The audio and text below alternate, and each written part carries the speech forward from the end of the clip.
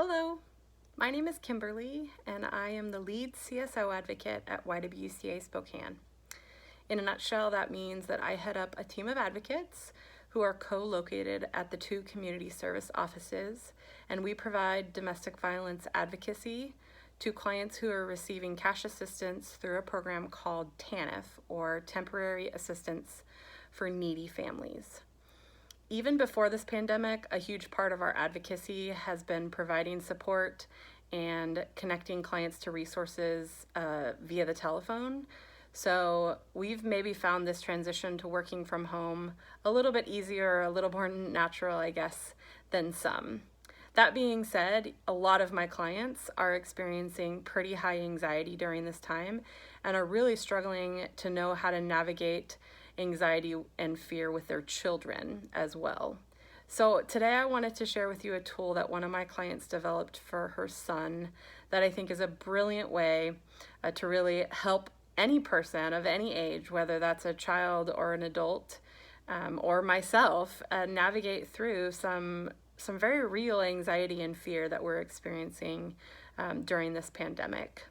So they created something they called the worry chart. They made 2 columns on a piece of paper, and on one side of those they put things that they thought they might be able to solve. So for her son, that was, how am I going to stay in touch with my friends when I don't get to see them at school every day? How am I going to do math when I'm struggling to understand how to do a problem and I'm unable to talk to my teacher in real time and ask questions? Those are things that are real. Those anxieties and fear need to be validated, but with some creative thinking, some outside the box thinking, they thought they might actually be able to solve those fears or solve those issues and resolve the anxiety and fear. On the other column, they put things that are really outside of our control largely. So those are things like, what if one of us, me, my sister, my mom, what if we get sick with this? What if one of us dies? How do I deal with that fear and anxiety? And obviously there's still steps we can do, like washing our hands and practicing physical distancing, but largely those things are outside of our hands, right? So as an 11-year-old, what do you do with that anxiety?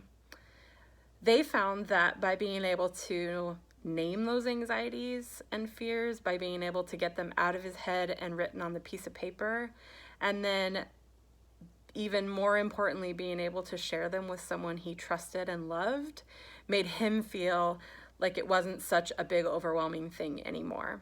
That they might be able to come up with some solutions for worst case scenario, but then really focus on the column, the side of the chart that had things they could actually address and move forward and make progress on. So I'm hopeful that that might be a tool that many of you could use. It's certainly one that I'm going to use both in my personal life and to share with clients moving forward as we continue to deal with all of this uncertainty that is pretty unprecedented. So I hope that tool will be helpful for you. And before I go, I did want to mention that if you are experiencing domestic violence, if you need someone to talk to, need to know what kind of resources and support exist, we have a 24-hour helpline you can reach at 509-326-2255, or you can email help@ywcaspokane.org. Thanks so much for your time. I hope you have a wonderful day, and we're going to get through this together.